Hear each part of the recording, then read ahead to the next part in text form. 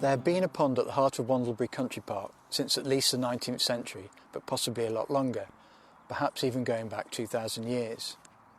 However, the latest version had sprung a leak and had lain derelict for over a decade.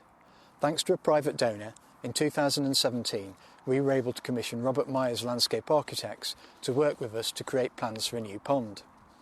They came up with a number of ideas, and in consultation with Historic England we eventually settled on a circular design with a bridge that could double up as a dipping platform for school educational visits. The cost of constructing the new pond was in the region of £50,000, and thanks to a grant from Mick George Limited and generous donations and grants, we raised sufficient funds to be able to start the project in the autumn of 2019, when volunteers cleaned the old pond liner and fencing.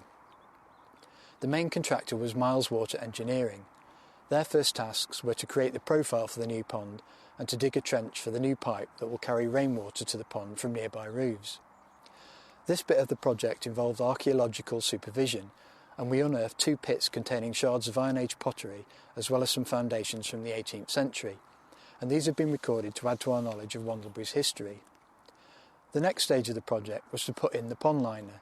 Wandlebury is on top of a chalk hill, so ponds don't naturally form here. Once the liner was in place, it was covered in a very thick layer of soil. This helps to protect the liner, but also ensures it blends into the landscape and provides a basis for plants to grow and invertebrates to burrow into. The bridge came next, as did coronavirus, and the contractor experienced significant delays in getting hold of the boards in order to finish it.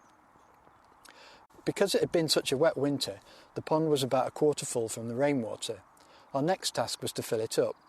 We had planned to use our well, but the previous summer's drought had drained the well of water and caused the pump to fail, so we had to use the taps.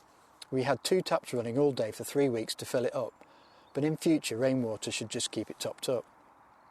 Before the pond was even full, there were bats swooping down to drink out of it and newts prospecting for a new home. We had planned for volunteers to put in the pond plants, but coronavirus meant that was not possible, so our wardens stepped up to the task.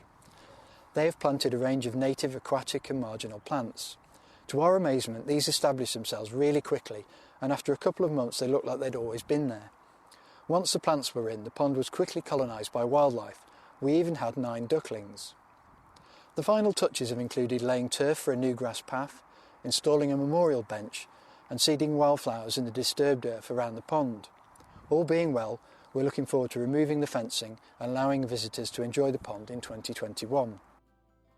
This project has created much needed new habitat for plants and animals to live and grow, helping to tackle the global biodiversity crisis. This attractive landscape feature provides interest for visiting families and school children who can learn about pond ecosystems and see different species that will make their homes in and around the new pond.